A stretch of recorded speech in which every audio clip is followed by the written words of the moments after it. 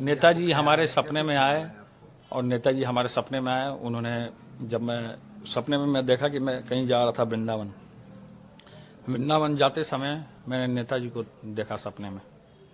उसके बाद सैफई गांव गया मैं, वहाँ देखे कि नेताजी बैठे हुए थे और किन्हीं लोगों से चर्चा कर रहे थे, कुछ पॉलिटिकल चर्चा कर रहे होंगे वहाँ। उस बीच मैं वहाँ मिला उनसे और वो हमको देखे तो आस्था पर रह गए कि आप तेज प्रताप जी अचानक से कैसे आ गए। हम लोग वृंदावन जा रहे थे, नेताजी आपसे मिलना था हमको।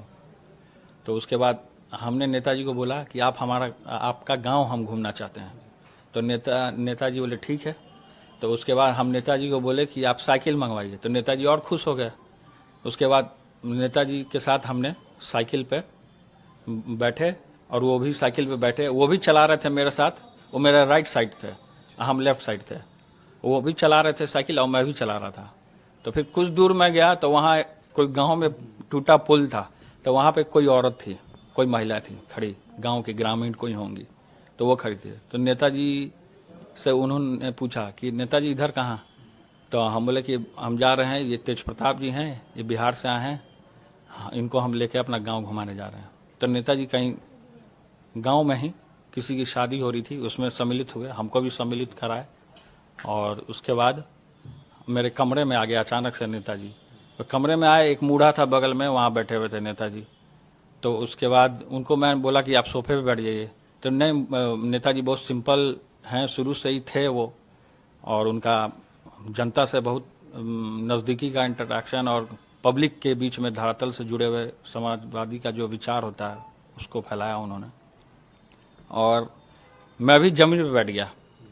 फिर पॉलिटिकल चर्चा होने लगी नेताजी से। तो नेताजी ने हमें मार्गदर्शन भी दिया कि आप पॉलिटिकल आगे बढ़िए, हमारा आशीर्वाद है, सदैव आपके साथ रहेगा।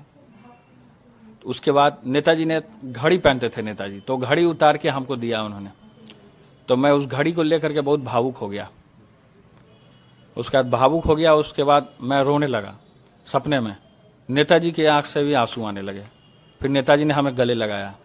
फिर उसके बाद अचानक से सपना टूट गया। फिर मैं नींद से उठा।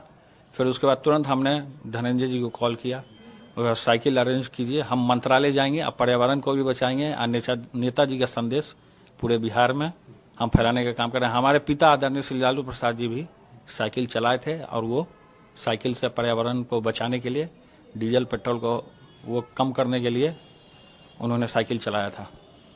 हमसे जुड़े रहने के लिए हमारे YouTube चैनल को सब्सक्राइब करें और नई वीडियो की नोटिफिकेशन के लिए बेल आइकॉन को दबाएं।